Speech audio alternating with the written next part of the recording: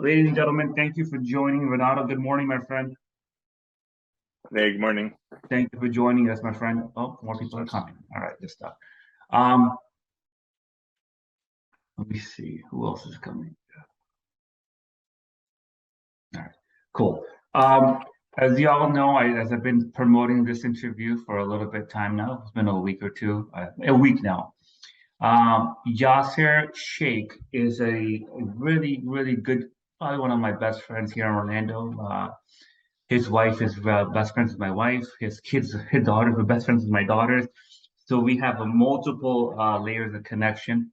I first met him a few years ago at a dinner, random dinner. A mutual friend put together, and I walked in and we started talking. We hit it off.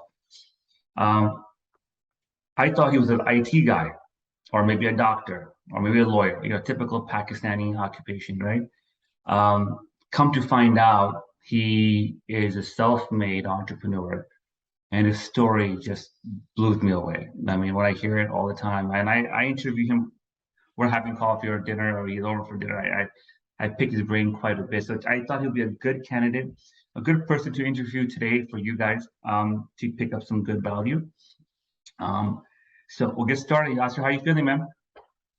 I'm great. Nice to meet everybody here. Thank you so much for having me. And I look forward to having this chat with you guys. Thank you, Yasir. Thank you so much. Guys, Yasir's been interviewed on Telemundo, all the Huffington Post, CNN, Fox News, all the major platforms. And we'll get to that part in a second, why he was interviewed. It's a pretty interesting story. Yasir, let's get started, man. So, Yasir, you're born in Orlando, Florida, right? I'm born and raised in Florida. Yep, Orlando, Central Florida. Where are mom and dad from? Parents are from Pakistan. They're immigrants. They came in kind of similar to your situation. They came in as immigrants into the U.S. and that was a couple of years later. I was born here in Florida. Yeah. So mom and dad come in, immigrants from Pakistan, probably struggling, right? Your dad wasn't a doctor or a lawyer, anything special, right? He was just an entrepreneur also. Yeah, so he came in and he was an entrepreneur as well. He had his own business, import-export business. So I kind of grew up in that environment. I saw actually my mom's side of the family also came from a family business as well. So it's kind of, they joke around and say kind of it's in the blood, but I tend to disagree, but I can see why that might be the case. Sure, awesome. You and your brother, right? Two boys, raised. Okay, let's talk about earlier. Like, when did you think? Were you a good student in growing up in high school, junior high school? So I was a mediocre student. I think one of the things was that I was always curious, right? And sometimes I didn't find the curiosity coming from the books, and I would venture out. Like I was the type of kid that like if I go to the mall with my parents, I'm like, hey, I'll see you guys later. I'll be back, and I'll just kind of venture away from them. And I was just naturally curious to see, like explore my own curiosity rather than be guided into like what I wanted to learn. So I think that was one, important kind of benchmark growing up is always just being curious. And I think that was a part of my childhood as well.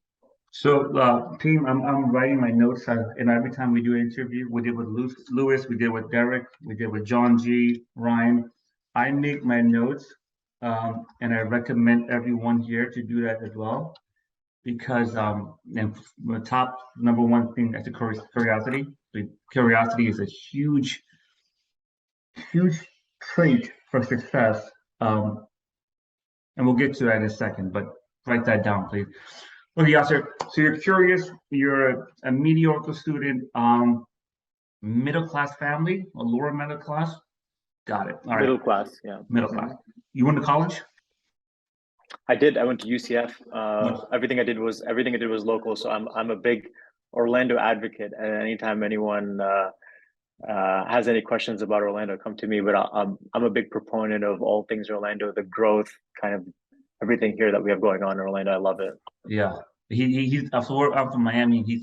Every time we joke with him going back to Miami, he's convincing me to stay here, and he probably is one of the reasons why I'm staying here. So, Yasir, quickly, when do you think the entrepreneurial bug hit you or bit you, if you want to say?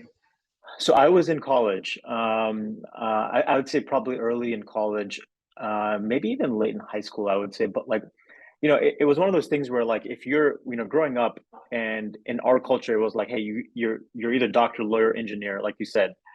And I always wanted to have my own business. There was something about that. I didn't know what it was, but I just always wanted to be have my own business. I think the idea was like not being capped in terms of what I could make, right?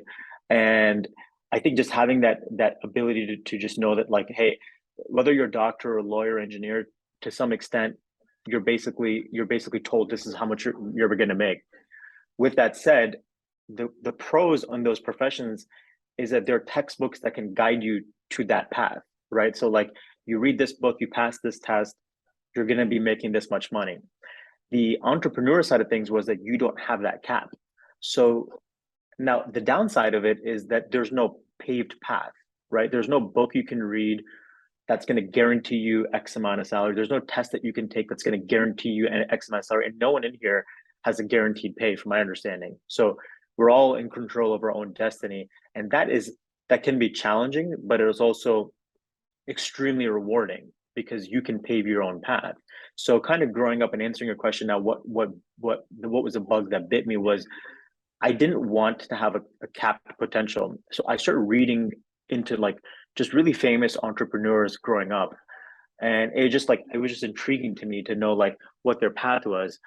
And I almost started to like align with that path, right? Because you would almost see like a common trait in some of these successful entrepreneurs. They had a balance of discipline with a balance of like rebellion, right? Like there was something about it that they just failed to follow status quo. And whereas again, you look at like your hallmark professions, your doctors, lawyers, engineers, they're status quo, right? Like entrepreneurs, we see speed limit 45, we know we can go 52, and whereas like your professionals are like, hey, 45, I'm gonna go 44, right? So I think it's like that type of mindset that helps you kind of like break the mold. And it was that kind of tying back into like, okay, I wasn't the ideal student, although like I do think towards the end of college I started to get my shit together, but like I wasn't the ideal student, but I didn't want to accept status quo for that reason as well, right? So I think that was when I kind of started to realize like, hey, I don't want to be a profession where my potential is capped out. Yeah, yeah. I think that's why we're all here, right? Like Raquel is an architect, right? And she was over for dinner with my wife, and I were talking to her, and that's one of the reasons my wife asked you, right, Raquel? Like Raquel, why leave?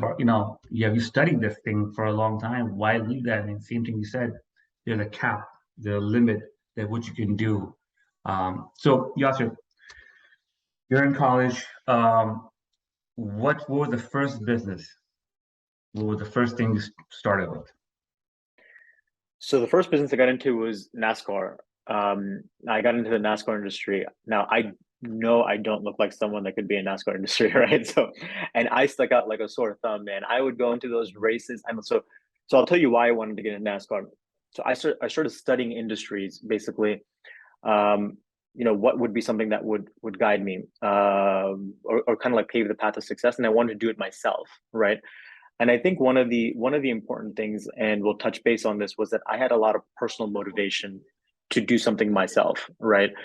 This on a personal level, but there was something inside of me that said, like, you have something to prove. I had a chip on my shoulder, and basically, in doing so, I started to look at all kinds of industries, right? So I got into NASCAR. Long story short, I got into that industry, and there was a few different metrics that said, okay, like this might be the right industry to get into. This was in 2008. I was just graduating college. So I was about 21, 22 years old. And I started to meet with like I went to New York at a trade show. And my goal was, at the time, I was fake it till you make it, right? Like I had nothing to my name, but I was going to meet with NASCAR professionals, and I had to convince them that I was capable of getting their license on my products. And I didn't have any products at the time, right? So it was all about like how convincing can you be as an individual. And I mean, if you looked at me, if you saw pictures of me at the age of 21, 22, didn't look like a professional at all, right? Like, I mean, I was literally like just out of college, and I looked like it. Yeah. But I had to convince them that I was something. So I ended up landing deals with them. I ended up getting invited to their headquarters. I got invited to their races. I studied anything and everything related with NASCAR. I knew the drivers. I knew which ones were the top three drivers, which ones earned the most amount of money. I did research on basically like the audience that goes to those races, what they like, how much those tickets were, and how, based on how, like, you just to give you an example, like at a traditional sports stadium, the lower you sit, the more expensive the tickets are. Whereas in NASCAR and sports races, it's the higher you sit, the more expensive they are. So I wanted to have a product that would actually be attractive to those people that were sitting higher in the stadium, that were also paying more money, right? So I ended up doing that. I did that for about a couple of years until I sold it off to one of my distributors at pretty much a good time, right in a time of a recession. So it ended up working out. So that was my first jab at entrepreneurship. So I thought you like didn't do well, but you actually sold that business. Like you walked away with like a positive like in the green. It wasn't a lot. It wasn't a lot of money, but it was enough for me to get started on something else. Yeah. That's good to know. I never knew that part. I thought that it was just a tank, and then you tried. Okay, good, awesome. So let's go touch on that part you skipped over. I don't know if you want to talk about it briefly. I mean, we're here with the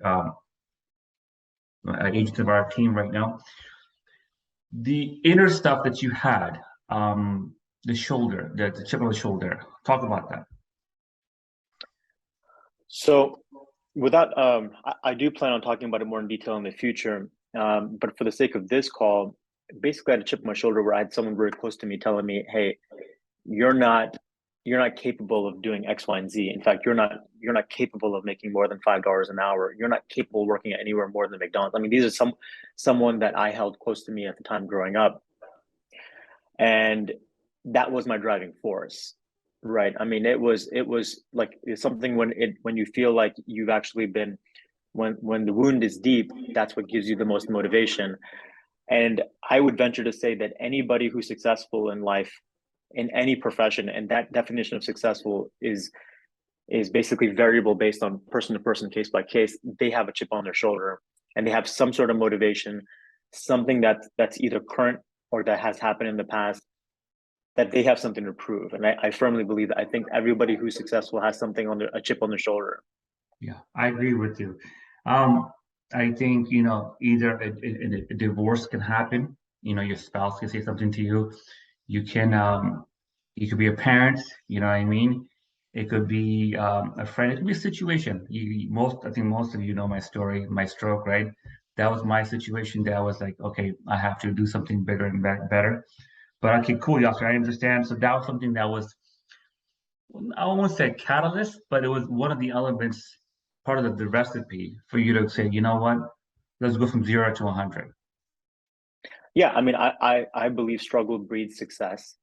And if I didn't have some sort of struggle or inner demon, I don't think I would have had that motivation, right? And I mean, we talk about this with our kids, is like, how do we get them to the point of not of having that struggle, that balance of struggle in their lives? Of course, we want to have the best for them, but if you look historically, the most successful people have had troubled childhoods, and they've had something that's been a catalyst for helping them get motivated. Yeah, absolutely. You're 100% right. Question. So Michelle's asking, what product was it for the previous company? It was a binocular, actually. It was an autofocus binocular. I actually have it right here. This is my first prototype. So awesome. It was my first binocular, and this had a license of, this has Dale Earnhardt Jr. Sorry, Dale Earnhardt Sr. on there, but that was my first product. So the idea was, hey, the higher you sit, the more you may need this product, right? And you can afford it because those are the more expensive tickets. So that was one of my first products I got into, and I didn't even manufacture it. I didn't have a design. I literally didn't even have this prototype that I'm holding when I got those licenses. So again, it was one of those things where you just have to. I think it's the struggle, right? It's the hunger that helps you get to that point. Helps, like when you're talking with that kind of conviction, the people believe, like your customers are going to believe it, right? When you've got that hunger and that motivation, your customers feel it. and they know it. So when they're feeding off of that, you can convince them anything at that point. You're right. That's a really good point, man. When did the current project come? How did that come to you? How old were you when you came up with the project you're working on right now? So I was 22 years old, so it was right around that time. It was literally just getting 22. from, yeah, it was just jumping from one thing to the other. So this industry that I'm in, like, basically had no innovation at all. And it kind of ties back into that chip on my shoulder. So I had motivation to kind of get into this industry, and I had an opportunity to basically start inventing products. And I realized that there's no innovation. There was basically stagnation in this industry. So one of the first things I did was create a new product. I designed the product, and it was like a patented. I ended up getting it patented later on. It was my first patented product, and I designed it, and it ended up getting natural traction. I ended up meeting with Amazon in 2009. I ended up cutting a deal with them back then to help promote the product, and that was when it was extremely rare to be selling a product on Amazon. And then after that, the snowball just kept rolling into other avenues. I was able to leverage that relationship into other relationships. So I think leveraging, and I know in real estate that's kind of like the MO, and what you got to do is leverage your real estate. But I think leveraging your assets just in general is probably one of the most important things you can do as well, right? Whether that's leveraging your resume, your experiences, leveraging anything that you have at that point. Again, in real estate, you're just taught to like leverage your money so you can get 25% LTV, and you can get a home, or 20% LTV. But I think leveraging experience is probably even more important than that. So I was able to leverage experience, but I was also able to leverage relationships that I had started to establish when I first built this business. And I think that's kind of what helped snowball the effect from there. What's the name of the business? I'm sorry? What's the name of the company? The company you have right now? What's it mean? What's the name? What's the name? What's the name? Oh, the name is Guard Dog Security. Yeah. Guard Dog? Guard Dog Security. Okay, Guard Dog Security. And what do you guys offer? What is it you guys provide? So we do pepper sprays. We design, manufacture, and distribute pepper sprays, stun guns, personal defense products like bulletproof products. So basically, the idea was, again, kind of getting into the name of the game was innovation, right? So I created products. I patented products. I was kind of I got into a patented spree, right? So like in the first 5 years or 7 years, I was just like design, create, and then I ended up finding out like, hey, the more unique products had higher profit margin. They were higher in appeal. So it ended up being a win-win. And it just made me just motivated to like, okay, just keep designing, keep going, keep changing things up. Don't be stagnant. So I think that was kind of the name of the game initially, was just to innovate. So now we have over 25 patented products. Our competition, who've been in the industry for 50 years, that's literally our biggest competitors now, they have 3, right? So, and they started over the last 5 years, they started their innovation, right? So they kind of like, we helped kind of propel that innovation in the industry. So I think that was the name of the game for us. That's crazy, man. At 22, guys, let's put that, I'm gonna break that down for y'all. An individual whose parents are from Pakistan, born in Orlando, at 22, went into a world where I'm sure there were giants, Yasir. I mean, they were probably white individuals, corporate degrees, right? Major degrees on the wall, a lot of funding. And here you come, a 22-year-old, Pakistani descent, coming in their world. Dude, that's powerful. Like, I mean, I don't know how I would feel if I was in your shoes now at age 40 and going into a world where, man, I don't have a name. I don't have a father's name like Sam Walton, right? I don't have a Mark Cuban as an older brother. Like, how does that make you feel, man? You're like a small fish in a huge ass fucking pond, man.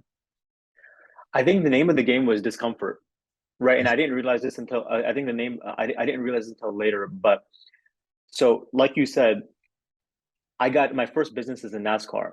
I'm a brown dude in a white man's industry, right? And I was not only that, but I was young. I was in my early 20s. So I'm young, when my clientele, they're older white men, and I'm brown when my clientele are white, right? And then I get into another industry where I'm also young, but ironically, I end up getting into another white man's industry, which is personal defense, right?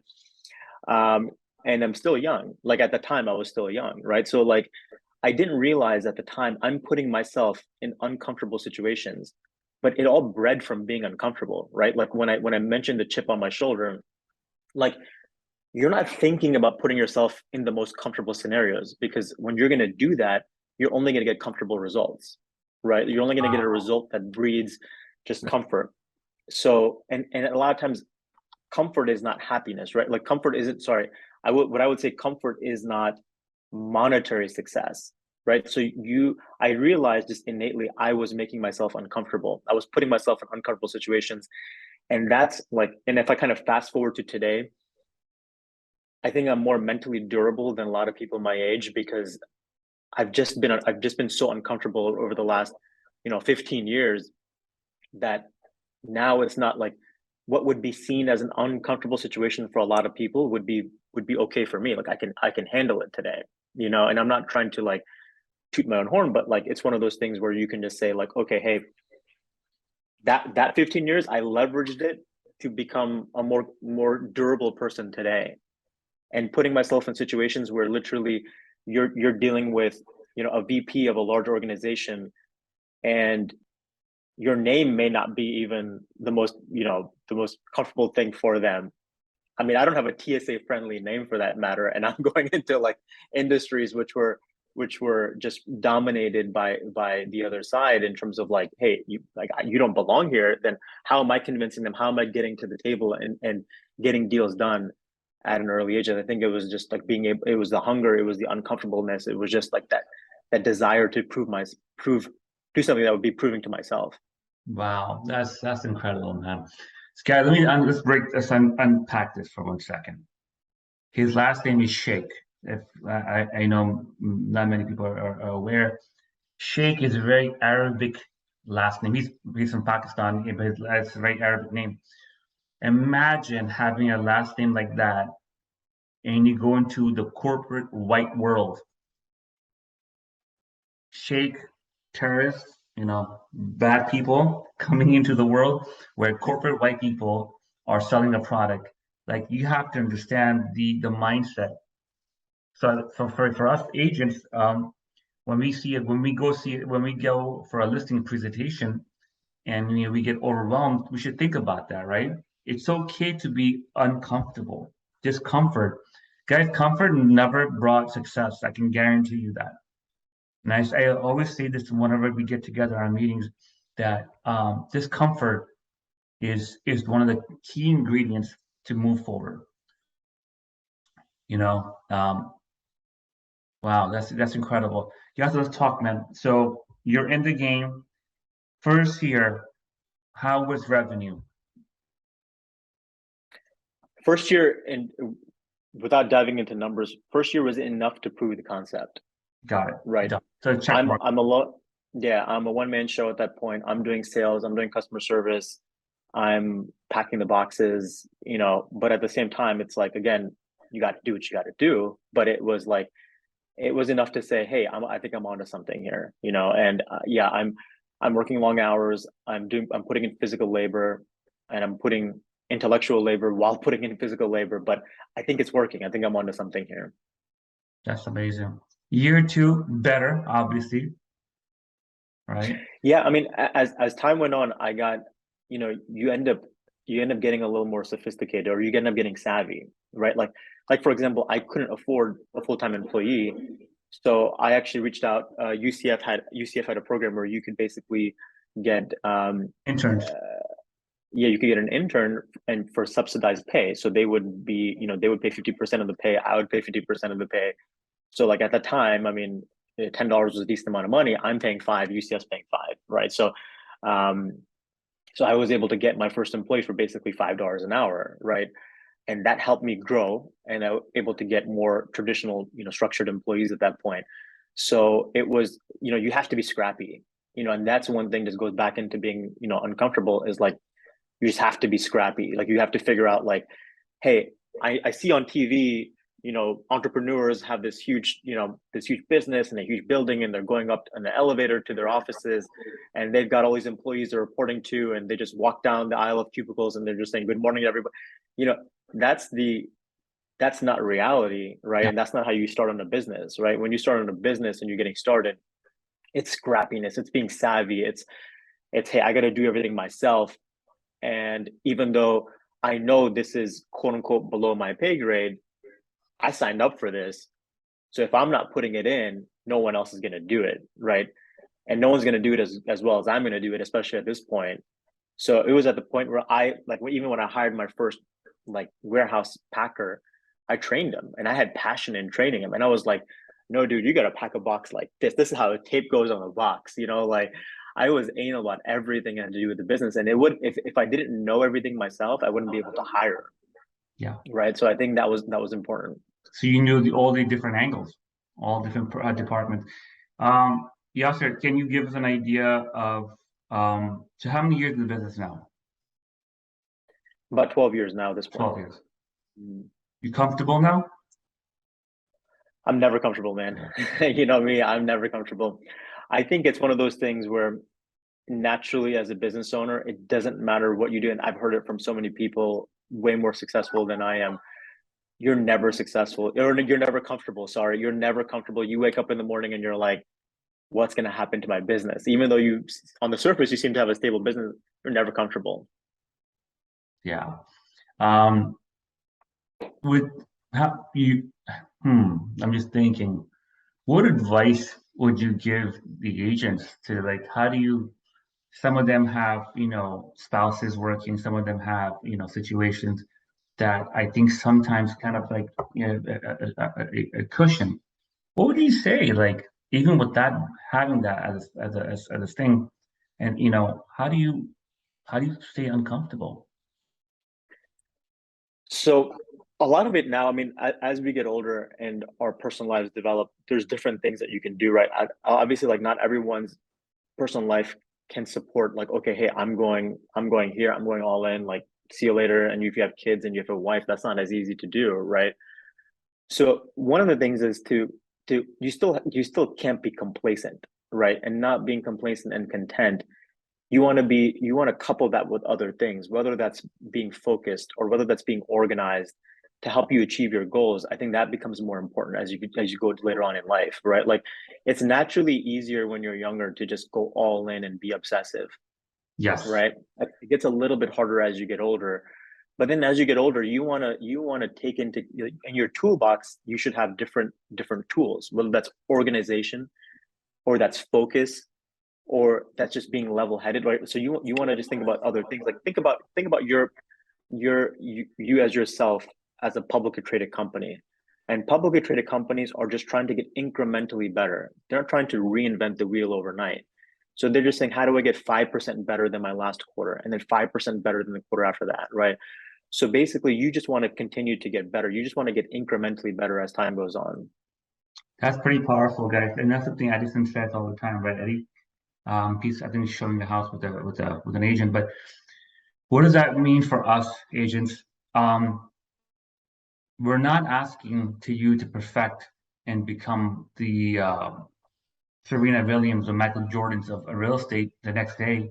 But what we are asking everyone to do, including us leaders, right? One is to improve that 5, 10, 20% every day or every week, right? And that little gain, the little inch that you get eventually adds up. And like Yasir says, in the end, it makes a big difference. Yasir, your daily routines. I know what you do, man. I know.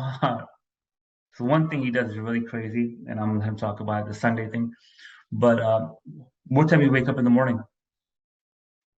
So I wake up around 6 every morning, and so that may not be like as early as like your Tony Robbins and stuff like that, but I do end up staying late a little bit as well. So I get a lot of my work done late at night now. So kind of tying back, like having kids, like I like certain things. Like I like being a part of their bedtime routine, right? And if I want to be a part of their bedtime routine, I have to be home at a certain time. And if I have to be home at a certain time, I have to leave the office a little bit early, and especially because I go to the gym right after work. So now, I mean, everything is stacked up, right? So I have to try to be home at a certain time to help with my kids to sleep. But when they go to sleep, I start to work again, right? So even though I might be working the same amount of time, I just move the blocks around basically, because now I have a personal life where I want to check the boxes of my personal life, right? So kind of going into a routine. So basically, when I wake up in the morning, I like to run in the morning. So that's something recent has actually, like, over the last few months. So I do get out for a run in the morning. I like to get a little bit of sunlight. It's just natural, and it's I'm kind of forgetting his name, Dr. Huberman. So Dr. Huberman is great if you guys want to listen to him. So he's got the Huberman podcast, and he talks about, hey, in the morning, get some sunlight. And I think that's something that's really good for me, is just kind of getting out. So I used to have a Peloton at home, and I used to do that in the morning, but then it's like, why am I sitting at home when I'm going to be sitting indoors again later on and throughout the day? So I like to kind of get out and get that fresh air. So I get out, get that fresh air, drop one of my kids off to school. I go straight into work. Now, one of the important things is, like, when I talk about getting better every day, I'm like, even though I consider myself relatively tech savvy, I have a physical planner that I've had for years, right? Like it's my physical planner right here.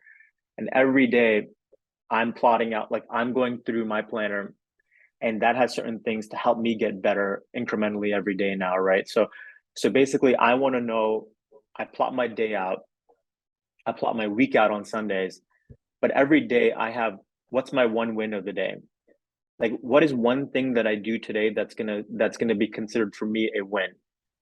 So what you don't want to do is, you don't just want to be a doer every day, because if you're just a doer, you're just checking things off of a list. But if you accomplish one thing today, what is that one thing that makes you believe that today was a successful day? So for me, that's how I continue to move the needle every day. I have a daily gratitude. I have a daily gratitude that says, what am I thankful for every day?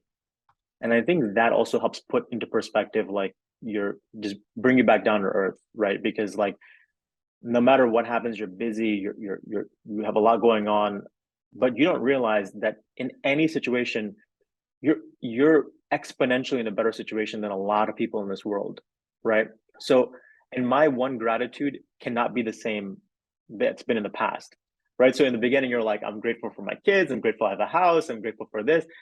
But then when you're on, like, day 400, you start to think, right? And then you're like, hey, I'm grateful that I can breathe fresh air.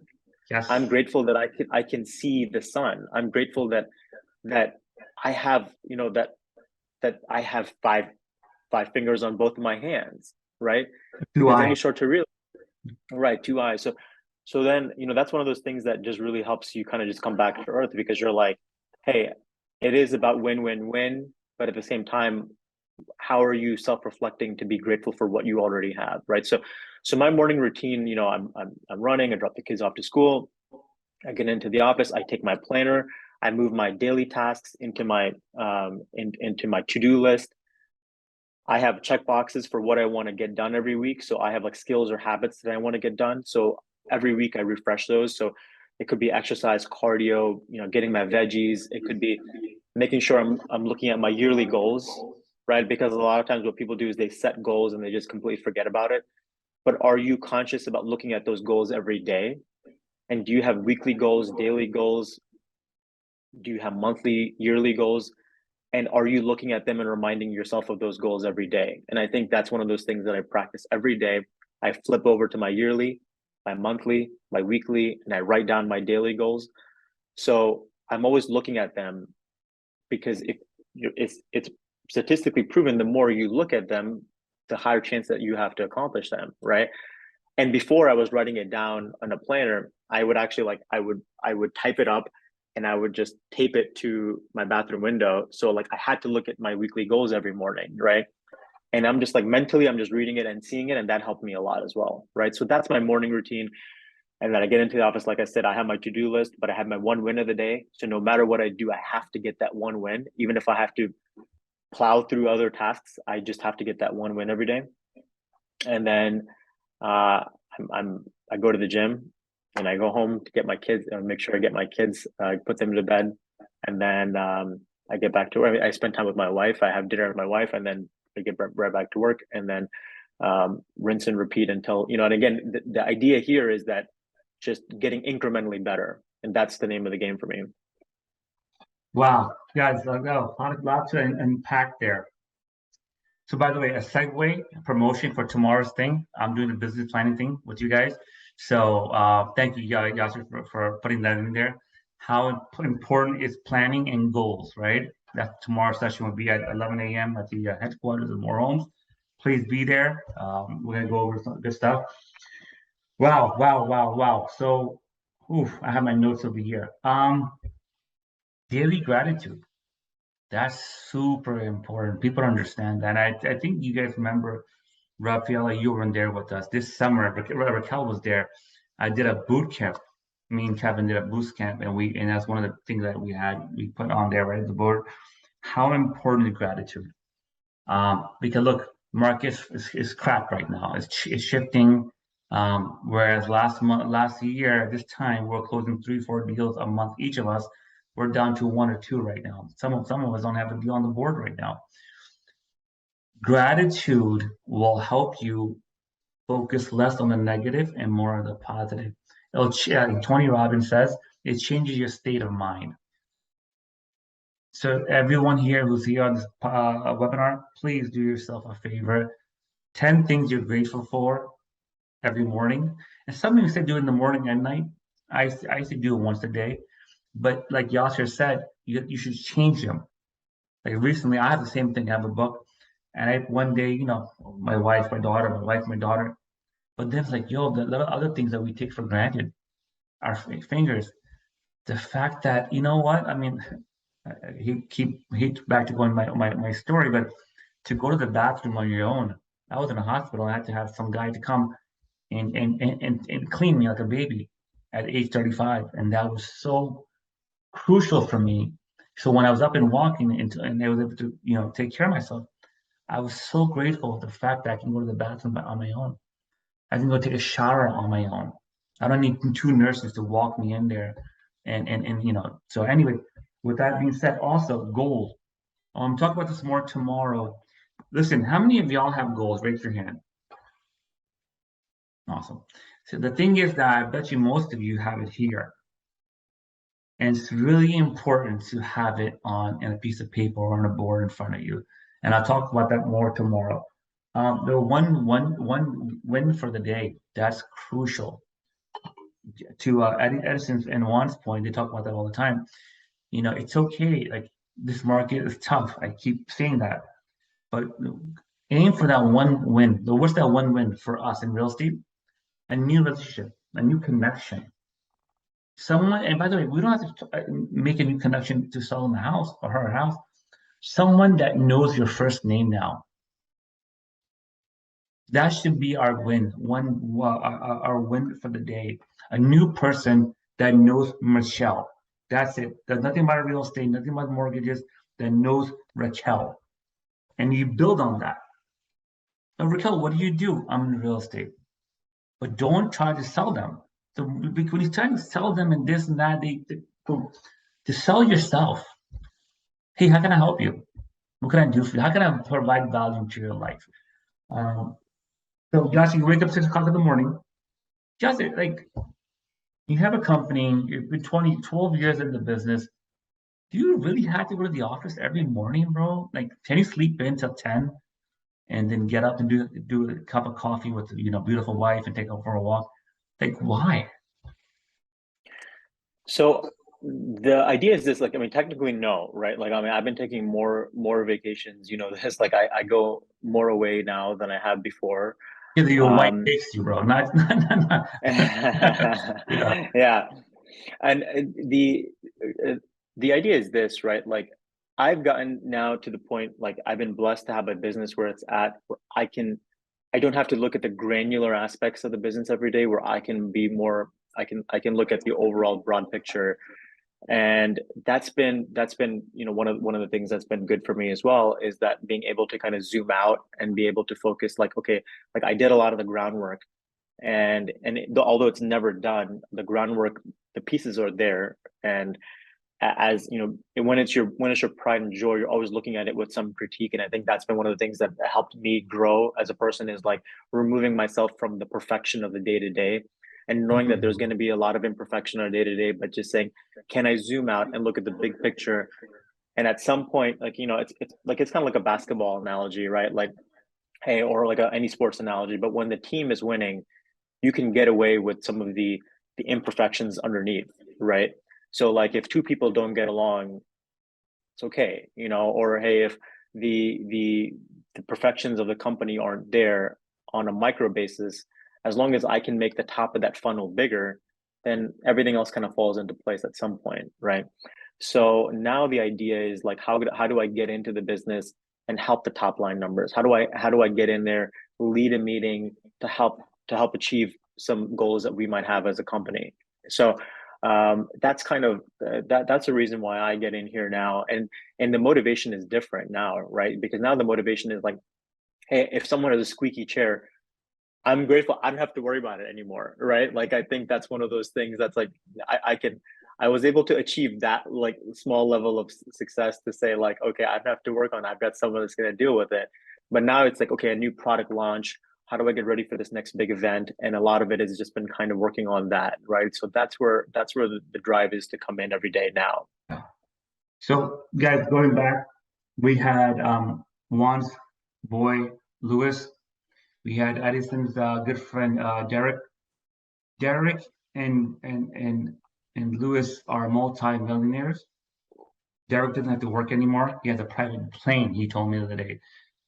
Lewis, Juan's buddy, I talked to him quite a bit now, amazing, humble guy, 29 years old, multi-millionaire. They don't have to work. We have John G on our team. John G, I don't know if you guys know, I want to put his business out there.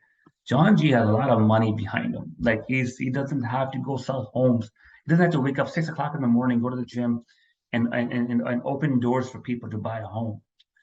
And that's what I'm saying, that even at their level, in Yasir, Lewis, Derek, John, at their level that they are, they don't have to do it, but they're doing it. And that's, for me, is truly incredible. Any questions? Juan, anyone have any questions? Want to jump in quickly? Hey, Yasir, thanks for your time today. And I was just curious, like in the beginning, because I thought it was powerful that your fuel was the chip on your shoulder.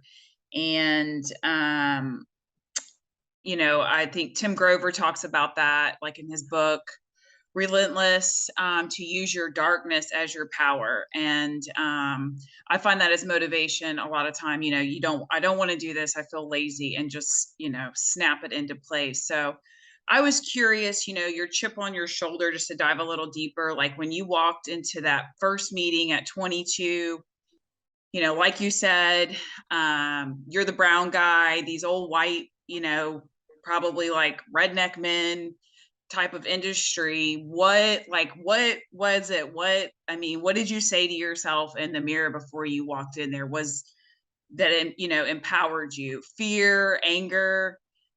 Just curious, because that to me is just super empowering that you had the guts to do that. Yeah, no, that's a good question. So I think there was a two parts to that in terms of how I was able to overcome that. First of all, when I was told I can't make more than $5 an hour, basically what it was, like I told you, I have a physical planner, right? So I would take a yellow highlighter, and every week I would write $5 so basically I could see it in the back of the planner every week that I look at my planner. So I'm reminded of it every day. I'm reminded of it every week that, hey, I was told I can't make more than $5 an hour. When I would exercise and I'm getting close to the end, I would count, like if I'm doing 12 reps, I start at 0, and now I'm like, I'm supposed to get to 6 because I'm supposed to do more than 5.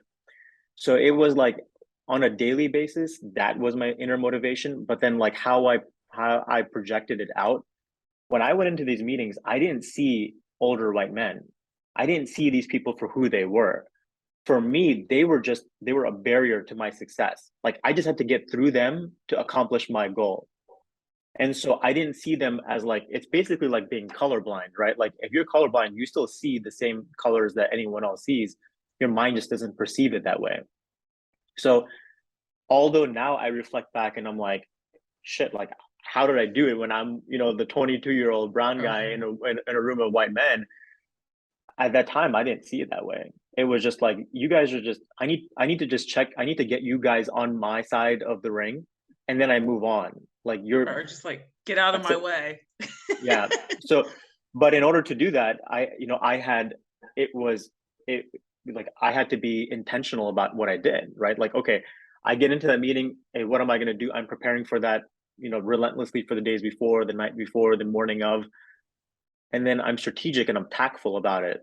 But in my mind, I'm like, you guys are just in my way. That's it. You know, it wasn't anything more than the physical aspect of it. That's amazing. Awesome. Thank you. Good question, Michelle. Good question. Next Yeah. one. So yeah, I have a big one for you, brother. So I'm very familiar with the e-commerce. Like I've done it before. I mean, I didn't do good, to be honest. I think it's a lot of try and error with that. Like you send a product, if it does good, it does good. As a product that aren't gonna do good, you know, there's a lot of marketing behind. You know, you have to innovate, like you said, right? So, what has been your biggest failure with products? Like I can tell that all of them are good, right? Like you had to have one or two that are like, oh shit, you know, I lost tons of money in that. So do you have any experiences with that? Yeah, I mean, like every product for us was like a business on its own, right? Okay. Like when we looked at it, it was like, yeah, some products would be more successful, some products would be less successful. But when you look at it, like think about it like in real estate terms, right? Like if you have a portfolio of properties, you might have underachievers and you might have overachievers, right? So your overachievers are going to compensate for your underachievers, right? And when I look at it, I have to think about it like, okay, when we go into a new product, we assume it's going to be successful, Right. until we're proven otherwise, right? And when we're proven otherwise, it could be by the market, it could be by failure, it could be by execution.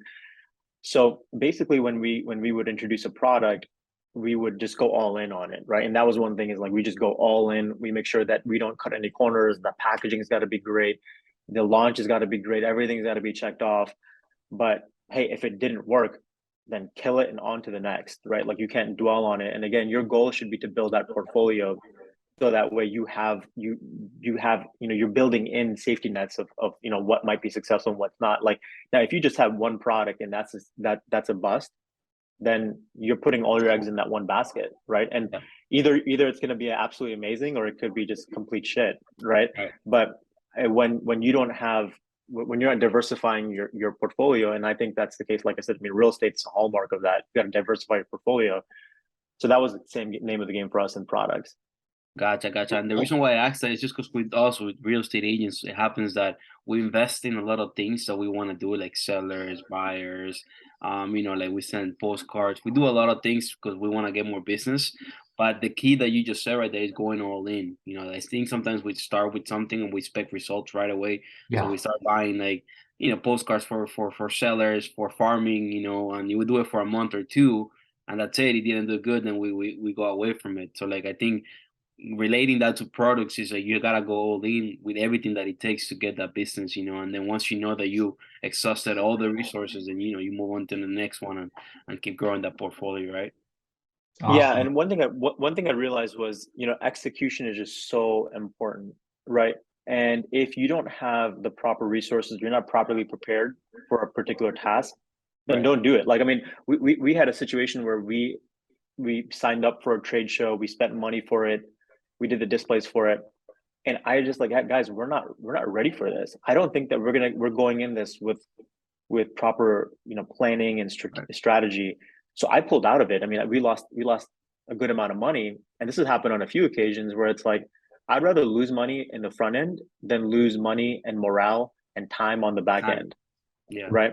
So you have to be willing to say like, okay, hey, I'm in, but I'm not all in, right? And if you're not all in, then just pull out. You know, it just doesn't make sense. Either you do it perfectly or don't do it. Like Steve Jobs is a perfect example of that, right? Like he talks about obsession. Obsess over the product, obsess over your customer. And if you're just not obsessed over that one thing or two things, you're just not going to get the results that you want. Right. And how do you get upset with something that you don't feel comfortable with, right? For example, like the example Michelle was saying, at first you were going to these clients that were not giving you the time, right? So how do you keep getting obsessed to want to do it, right? Yeah, can I have? Because with us, it happens all the time. I mean, right? We gotta call clients every single day, and how do we get upset with something that doesn't feel too good, right? But Can I add to that question? Yeah, of course. Yeah, and good morning, Yasir. Morning. Adding to that question, in the at the beginning years, what was the biggest motivation? Was it just to make more money that you have been making, or you saw yourself where you at right now back then? So back then, the motivation was like just proving wrong, right? Mm-hmm. So I had to just prove wrong the doubters, and at that point, it was just like, how do I prove them wrong? So at that point, it was just like, what do I need to do? And that was, that was my key motivation at that point. And then Juan, to answer your question, like, I mean, look, you guys in real estate, you hear no all the time, and you get rejected all the time. And rejection is just another form of discomfort, right? Like, if you can't deal with rejection and just adversity, then and you're not prepared for it, or you're not conditioned for it, then you're just gonna feel beat up at every single time. You're just gonna keep getting beat up, right? Like, I mean, look at a punching bag. A punching bag, that thing takes a lot of hits, but it's ready for you the next time you want to come and punch it, right? Like, so you just got to be that punching bag. Like, you're just ready to get hit, but you're durable as ever, right? So I think the idea is, like, in real estate, you guys hear no every single rejection, and like delay tactics and you just have to be conditioned to deal with it, because if you're not, then it's going to be a tough road ahead. That's amazing. 100%. Great. Yeah, that's all my questions. Thank you so much, brother. Thank you, Juan. No Thank problem. you, Johnny. Any other questions? Anyone? I do. Hey, Rafaela, go for it. Hi, Yasir. Thanks for everything. I know you talked about being uncomfortable and learning through the years, right? Just kind of how to deal with that and how to navigate not having sort of like a stability because we're not capped, right? And so the biggest issue that I have sometimes coming from corporate, switching from a stable job to real estate is not having that comfort zone and stability, being a mom, having a family. But I know that I can't put myself in that corporate box anymore. That's not where I belong. That's not what I want to do. But I kind of have that, angel devil kind of on my shoulder. So like, what do you do? Like, how did you overcome that? Like, what are some of the things that I can teach myself? I do a lot of self-talk, but I do have those moments of like, maybe I should just go back to corporate. So I'll ask a question by asking you another one. What motivates you? One, and number two, what is your self-talk? Like, what are you saying to yourself? I would say my daughter is my biggest why, right? And providing her with a big life that I've never had. So that would be my motivation. And I'm sorry, what was the other one? When you self-talk, what are the things that you're saying to yourself? Don't give up. You just got to keep pushing, keep going, keep going. So, is there anything like maybe should I be looking at my goals more or my habits, tweaking stuff?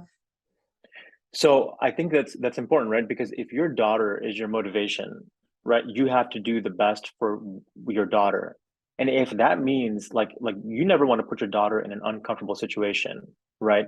And if you're going to say like, listen, I need to accept this 9 to 5 because that's going to provide my daughter with a good future for right now, at least I'm able to put food on the table, and you got to do what you have to do.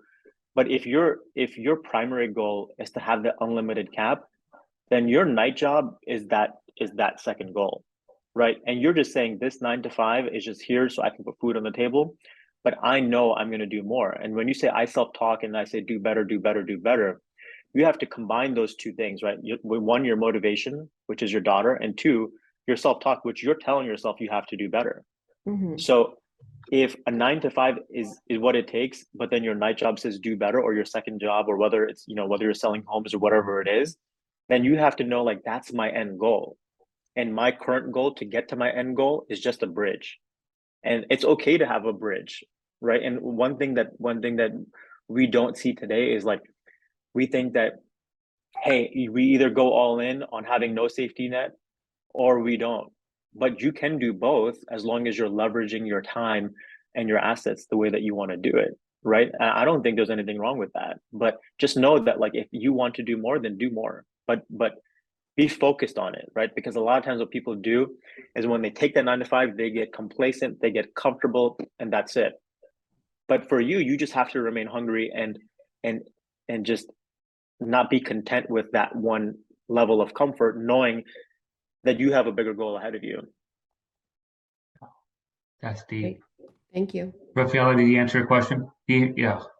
Yes. Yeah. Awesome. Good question, Rafaela. I mean, that's a really important question. Being a single mom, Raquel, what's your takeaway? Wait, not a single mom, but I'm sorry. I thought you were single. Oh, I'm sorry. I missed. No, I do have a husband that's stability, that brings the stability. I confused with someone else. Sorry about that. Raquel, what's your takeaway? What's my motivation? What would you learn today? I mean, you're up and coming agent. I'm so proud of the improvement you're making in the last 6 months. You made a lot of improvements, and I see you growing. What do you think you learned from today's thing with Yasir? Just keep doing what I know that I want to do, and not giving up. Like I've always said, not giving up. The road's not easy, but not let the negative things that are going to be hitting us all the time because of the way the market is, and in general, let that gain power over me. So basically, I liked what he said, and I wrote it down. What you said, I wrote it down. I love that. Hold on, give me a second. I wrote it because if not, I'll forget. Yeah. Gratitude will make you focus more on the positive than in the negative. Yeah. And that had made a complete change on me for the last month. And that a few months ago, it was so hard on me, the market, everything. So I started to focus more on my goals, on the positive, and just not look at those little things that were getting over me and putting me down, and just the attitude change. Beautiful. With what we've talked here, and it's a completely different world feeling and person that I am compared to 4 months ago. I see it. I see the paradigm shift, and that's what we're here for. Thank you, Raquel. Amazing feedback. Anyone else before I let Yasir go? Yasir's a busy man. Thank you, Yasir. You have to jump on the Zoom. Yes. With me. Yes. I just wanted to add a quote, one of my favorites, related to the conversation today. And it says that you might be winning, but you are not growing. And growing might be the best form of winning. Oh, wow. Okay, that's really good. Where'd you get that from? It's a 12 Rule for Life by Jordan Peterson. Okay, yeah, he's awesome. He's awesome. Good one, Johnny. Thank you for sharing. Anyone else? Thank you, guys. Good morning. I just want to say that, Yasir, I'm going to look your products up, and because security, just kind of sidebar from motivation and everything, security is like a big issue with realtors. Yes. And like something that a lot of us are, we get a safety class when we get our license, and they kind of give us a discount if we want to get a whatever the license is to carry a gun that I'm not really interested in. So just wanted to share that with you, and don't know if you market towards real estate agents, but good idea. That is, we go to places by ourselves and no one knows where we are.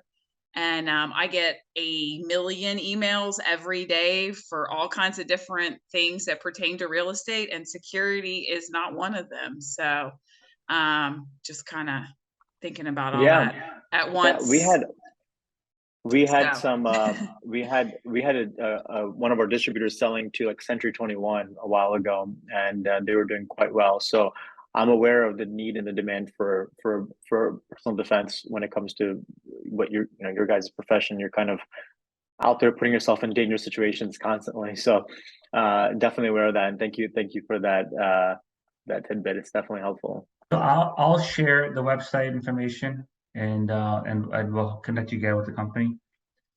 Good work, guys. Well, thank you everyone for jumping on today. There'll be a part 2 to this on our podcast at Business Casual. We'll do the dates right now, but Yasir is a good friend. And we, by the way, Sawan said he had to jump into the meeting. Thank you for your time. Edison he was in and out, but we really appreciate you on behalf of leadership here at More Homes Man, Yasir. We appreciate your time and your effort, guys. This has been, he's Yasir number 6 and number 7 guest. The same faces come every time, and I'm noticing that. So trust me, the ones that keep coming. You're gonna get a lot of value, and I wish more people can follow suit. Moving forward. But thank you, Yasir. Thank you so much, man.